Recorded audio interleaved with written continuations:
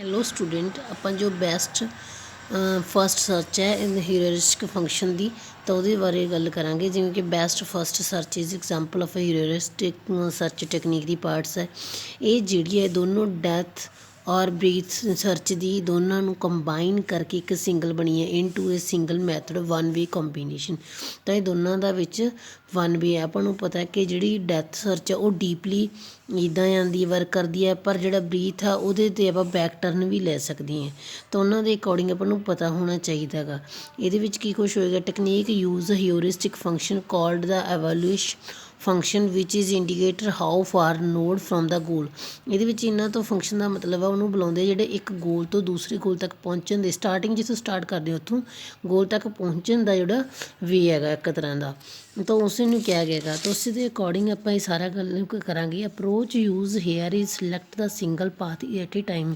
ਇਹਦੇ ਵਿੱਚ ਕੀ ਕਰੇਗਾ, ਇੱਕ ਪਾਥ ਹੀ ਯੂਜ਼ ਕਰੇਗਾ ਦਾ ਸਿੰਗਲ ਇੱਕ ਟਾਈਮ 'ਤੇ। ਕਰੰਟ ਪਾਥ ਵਨ ਦੈਨ ਜ਼ਿਆਦਾ ਦੇ ਮੁਤਾਬਕ ਇਹ ਸਿਰਫ ਇੱਕ ਨੂੰ ਹੀ ਐਕਸਪਲੇਨ ਕਰੇਗਾ। ਉਸੇ ਦੇ according note that if we defined ਦਾ after expansion no node is more promise than we backtrack. ਤਾਂ ਜਿੱਥੇ ਆਪਾਂ ਨੂੰ ਐਕਸਪੈਂਡ ਕਰਦੇ ਕਰੇਗਾ ਉੱਥੇ ਅਸੀਂ ਵਾਪਸ ਆਇਆ ਕਰਾਂਗੇ। ਬਟ ਉੱਥੇ ਕੀ ਹੋਏਗਾ, ਇਨ ਦਾ ਬੈਸਟ ਸਰਚ ਵੀ ਜੰਪ ਆਲ ਅਰਾਊਂਡ। ਤਾਂ ਉੱਥੇ ਇਕੱਲੇ ਹੀ ਜੰਪ ਕਰਿਆ ਕਰੇਗਾ। ਤਾਂ ਇਸ ਲਈ ਇਹਦੇ ਵਿੱਚ ਸਭ ਤੋਂ ਯੂਜ਼ ਕੀ ਮਿਨੀਮਲ ਐਵੋਲਿਊਸ਼ਨਸ ਫੰਕਸ਼ਨ ਵੈਲਿਊ। ਤਾਂ ਜਿਵੇਂ ਆਪਾਂ ਐਗਜ਼ਾਮਪਲ ਦਿੱਤੀ ਹੈ, ਆਪਾਂ ਡੈਥ ਫਸਟ ਸਰਚ ਦੇ ਵਿੱਚ ਕਿਵੇਂ ਕਰਦੇ ਸੀ, ਇੱਦਾਂ ਜਾ ਕੇ ਪਹਿਲਾਂ ਇਹਨਾਂ ਸਾਰਿਆਂ 'ਤੇ ਸਰਚ ਕਰਦੇ ਸੀ, ਫਿਰ ਉਸ ਦੇ ਅੱਗੇ ਇਹਨਾਂ 'ਤੇ ਜਾ ਸਰਚ ਕਰਦੇ ਸੀ, ਇਸ ਤਰ੍ਹਾਂ ਚੱਲਦੇ ਸੀ। ਬਟ ਬਰੀਥ ਵਿੱਚ ਕੀ ਚੱਲਦੇ ਸੀ, ਪਹਿਲਾਂ ਆਪਾਂ ਇਸ 'ਤੇ ਜਾਂਦੇ ਏ 'ਤੇ, ਫਿਰ ਆਪਾਂ ਡੀ 'ਤੇ, ਜੇ ਆਪਣਾ ਡੀ ਸਹੀ ਨਹੀਂ ਹੈ ਫਿਰ ਇਹ ਤੋਂ ਏ 'ਤੇ ਵਾਪਸ, ਫਿਰ ਈ 'ਤੇ, ਫਿਰ ਉਸ ਤੋਂ ਅੱਗੇ ਉਹ ਸੀਗਾ ਆਪਣਾ ਬਰੀਥ 'ਤੇ। ਬਟ ਇਹਦੇ ਵਿੱਚ ਕੀ ਹੈ, ਇਹਦੇ ਵਿੱਚ ਦੋਨਾਂ ਦਾ ਹੀ ਲਿਆ ਗਿਆ, ਦੋਨਾਂ ਨੂੰ ਹੀ ਕੰਬਾਈਨ ਕੀਤਾ ਗਿਆ। ਜਿਵੇਂ ਇੱਥੇ ਗੋਲ ਇੱਥੇ ਸਟਾਰਟ ਹੋਇਆ ਤਾਂ ਉੱਥੋਂ ਕੀ ਕਰਨਗੇ, ਇੱਥੋਂ ਇੱਥੇ ਇਹ ਦੇਖਣਗੇ ਵੀ ਇਹਨਾਂ 'ਚੋਂ ਦੋਨਾਂ ਦੀ ਐਵੈਲੂਏਸ਼ਨ ਵੈਲਿਊ ਕਿਸ ਦੀ ਘੱਟ ਹੈ। ਜੋ ਘੱਟ ਹੋਏਗੀ ਉਹੀ ਬੈਸਟ ਫਸਟ ਸਰਚ ਹੋਏਗੀ। ਸਪੋਜ਼ ਕਰੋ ਇਹਨਾਂ ਦੋਨਾਂ 'ਚੋਂ ਇਹ ਵਾਲੀ ਹੈ, ਉਸ ਤੋਂ ਬਾਅਦ ਇਹਨਾਂ ਦੋਨਾਂ ਨੂੰ ਦੇਖਿਆ, ਇਹਦੇ ਚਾਈਲਡ 'ਚ ਦੇਖਿਆ ਤਾਂ ਇਹਨਾਂ ਦੀ ਕੀ ਹੈ, ਇਹਨਾਂ ਸਾਰਿਆਂ ਨਾਲੋਂ ਜ਼ਿਆਦਾ ਹੈ। ਤਾਂ ਇਹਨਾਂ 'ਚੋਂ ਜੋ ਚੱਕੇਗਾ, ਜੋ ਇਹਨਾਂ ਨੂੰ ਇੱਥੇ ਹੀ ਛੱਡ ਦੇਗਾ, ਰੋਕ ਦੇਗਾ, ਉਸ ਤੋਂ ਬਾਅਦ ਉਹ ਇਹਨਾਂ ਨੂੰ ਲਏਗਾ। ਅਤੇ ਇਹਦੇ ਵਿੱਚੋਂ ਦੋਨਾਂ ਵਿੱਚੋਂ ਕਿਹਦੀ ਹੈ, 6 ਦੀ। 6 ਤੋਂ ਬਾਅਦ ਉਹ ਦੇਖੇਗਾ ਕਿ ਅੱਗੇ ਕਿਹੜੀ ਹੈ, 6 ਤੋਂ ਬਾਅਦ 9 ਆ ਗਿਆ ਤਾਂ ਉਸਨੂੰ ਪਤਾ ਲੱਗ ਗਿਆ ਵੀ ਇਹ ਵੀ ਜ਼ਿਆਦਾ ਹੈ, ਤਾਂ ਉਹ ਵਾਪਸ ਚਲਾ ਜਾਏਗਾ।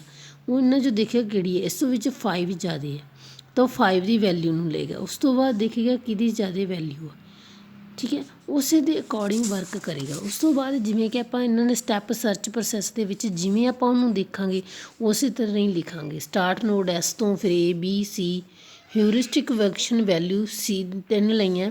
ਵੀ can write children A B C. ਤਾਂ ਆਊਟ ਆਫ ਦੀਜ਼ ਇਹਨਾਂ 'ਚੋਂ ਕਿਹੜੀ ਨੋਡ ਮਿਨੀਮਮ ਵੈਲਿਊ ਚੂਜ਼ ਕਰਾਂਗੇ ਆਪਾਂ 3, ਜਿਵੇਂ ਆਪਾਂ ਚੂਜ਼ ਕੀਤੀ ਸੀ। ਤਾਂ ਉਹਨੂੰ ਉਸੇ ਤਰ੍ਹਾਂ ਅਕੋਰਡਿੰਗ ਆਪਾਂ ਲਿਖ ਲਿਆ। ਬਾਕੀ ਉਹਦੇ ਅੱਗੇ ਇਹ ਜ਼ਿਆਦਾ ਆ। ਉਸ ਤੋਂ ਬਾਅਦ ਆਪਾਂ ਵਾਪਸ ਚੱਲਾਂਗੇ ਏ ਬੀ 'ਚੋਂ, ਅਤੇ ਜਿਹੜਾ ਇਹਦਾ ਸੀਗਾ ਸੀ, ਤਾਂ ਇਹ ਸੀ ਨੂੰ ਆਪਾਂ ਅੱਗੇ ਬਰੀਫ ਨਹੀਂ ਕਰਾਂਗੇ ਕਿਉਂਕਿ ਉਹਨੂੰ ਉੱਥੇ ਹੀ ਕਲੋਜ਼ ਕਰ ਦਾਂਗੇ ਜਿੱਥੇ ਆਪਾਂ ਨੂੰ ਸੀ। ਉਸ ਤੋਂ ਬਾਅਦ ਉਹਦਾ ਵੈਰੀਫਿਕੇਸ਼ਨ ਜਿਹੜੀ ਨਹੀਂ ਕਰਨੀ, ਚਾਹੇ ਕਿਤੇ ਵੀ ਚਲੇ ਜਾਏਗੀ ਆਪਾਂ ਉਹਦੀ ਵੈਰੀਫਿਕੇਸ਼ਨ ਨਹੀਂ ਕਰਾਂਗੇ। ਉਸ ਤੋਂ ਬਾਅਦ ਹੁਣ ਸਪੋਜ਼ ਕਰੋ ਇਹਨਾਂ 'ਚੋਂ ਆਪਾਂ ਲੈ ਲਿਆ ਸੀ ਬੀ, ਤਾਂ ਇਸ ਤੋਂ ਬਾਅਦ ਆਪਣਾ ਆ ਗਿਆ ਏ ਇਕੱਲਾ, ਬੀ ਨਹੀਂ ਕਰਾਂਗੇ ਕਿਤੇ ਵੀ ਕਿਉਂਕਿ ਬੀ ਉੱਥੇ ਆਪਾਂ ਲੈ ਚੁੱਕੇ ਹਾਂ। ਤਾਂ ਉਸ ਤੋਂ ਬਾਅਦ ਬੀ ਨਹੀਂ ਆਏਗਾ। ਉਸ ਤੋਂ ਬਾਅਦ ਜਿਹੜਾ ਆਪਾਂ ਲਵਾਂਗੇ ਉਹੀ ਆਏਗਾ। ਬੀ ਤੋਂ ਬਾਅਦ ਜੋ ਆਪਾਂ ਦੇਖਿਆ ਸੀ ਵੀ ਕਿਹੜਾ, ਤਾਂ ਉਸ ਤੋਂ ਬਾਅਦ ਆਪਣਾ ਜਿਹੜਾ ਵੀ ਸੀਗਾ ਘੱਟ ਡੀ ਹੈ 10 ਹੈ, ਪਰ ਈ 5 ਹੈ, ਠੀਕ ਹੈ। ਈ 5 ਹੈ, ਰੋਂਗ ਲਿਖਿਆ ਹੋਇਆ ਤਾਂ ਈ ਲਿਖਣਾ ਇੱਥੇ ਈ 5 ਆ ਵਾਲੀ। ਦੇਅਰ ਅਵੇਲੇਬਲ ਨੋਡ, ਜੋ ਨਿਊ ਨੋਡ ਆ ਉਹਦੇ ਅਕੋਰਡਿੰਗ ਆਪਾਂ ਵਰਕ ਕਰਾਂਗੇ। ਉਸ ਤੋਂ ਬਾਅਦ ਐਂਡ 'ਤੇ ਜੋ ਵੀ ਆਪਣਾ ਰਿਜ਼ਲਟ ਆਉਂਦਾ ਹੈਗਾ, ਜੇ 0 ਆਉਂਦਾ ਤਾਂ ਉਸੇ ਦੇ ਅਕੋਰਡਿੰਗ 'ਤੇ ਸਟੈਪ ਵਾਈਜ਼ ਕੱਢਣਾ। ਇਹ ਸਾਰਾ ਉਹਦਾ ਟੇਬਲ ਬਣਿਆ ਹੋਇਆ ਵੀ ਸਟੈਪ ਕਿੰਨੇ ਚੱਲ ਰਹੇ ਆ। ਪਹਿਲਾਂ ਐਸ ਤੋਂ ਸੀ ਲਈ, ਫਿਰ ਬੀ ਲਈ, ਫਿਰ ਏ ਲਈ, ਉਹਨਾਂ ਦੇ ਅੱਗੇ ਚਾਈਲਡ ਕਿਹੜੇ ਕਿਹੜੇ ਲਏ ਸੀ ਆਪਾਂ, ਠੀਕ ਹੈ। ਇਹ ਸਾਰਾ ਉਹਨਾਂ ਦਾ ਸਟੈਪ ਵਾਈਜ਼ ਆ ਗਿਆ। ਇਸ ਤੋਂ ਬਾਅਦ ਐਲਗੋਰਿਦਮ ਦੇ ਸਟੈਪ ਹੋ ਗਏ। ਬੈਸਟ ਸਰਚ ਦੀ ਸਰਚ ਕੀ ਚੀਜ਼ ਹੈ, ਪੁੱਟ ਸਟਾਰਟ ਕਿਵੇਂ ਕੀਤਾ, ਉਸ ਤੋਂ ਬਾਅਦ MTC ਟਰਮੀਨੇਟ ਕੀਤਾ, ਰਿਮੂਵ ਕੀਤਾ, ਕਾਲ ਦਿਸ ਨੋਡ ਐਕਸ ਜਿਹਨੂੰ ਆਪਾਂ ਗੋਲ ਮੰਨਦੇ ਹਾਂ, terminate search, generate all of them, find out. ਤਾਂ ਉਸੇ ਦੇ ਅਕੋਰਡਿੰਗ ਸਾਰੇ ਸਟੈਪ ਆ ਜਿਹੜੇ ਟਰਮ ਟੂ ਟਰਮ ਚੱਲੀ ਜਾਣਗੇ। ਤਾਂ ਇਹ ਆਪਣੀ ਜਿਹੜੀ ਸੀਗੀ ਬੈਸਟ ਫਸਟ ਸਰਚ ਸੀ। ਇਹਦੇ ਵਿੱਚ ਇਹ ਕੀ ਹੁੰਦਾ, ਦੂਜਿਆਂ ਦੇ ਮੁਕਾਬਲੇ ਸਿਰਫ ਇਹੀ ਹੈ ਵੀ ਇਹ ਇੱਕ ਨੋਡ ਤੋਂ ਜਾ ਕੇ ਦੂਸਰੇ ਨੋਡ ਨੂੰ ਜਦੋਂ ਪਤਾ ਲੱਗ ਗਿਆ ਸੀ ਆਪਣਾ ਵੀ ਸੀ ਖ਼ਤਮ ਹੈ ਤਾਂ ਉਹਨਾਂ ਨੇ ਸੀ ਨੂੰ ਉਸ ਤੋਂ ਬਾਅਦ ਕਲੋਜ਼ ਕਰਤਾ, ਕਿਤੇ ਵੀ ਐਕਸਪਲੇਨ ਨਹੀਂ ਕਰਨਾ। ਓਕੇ।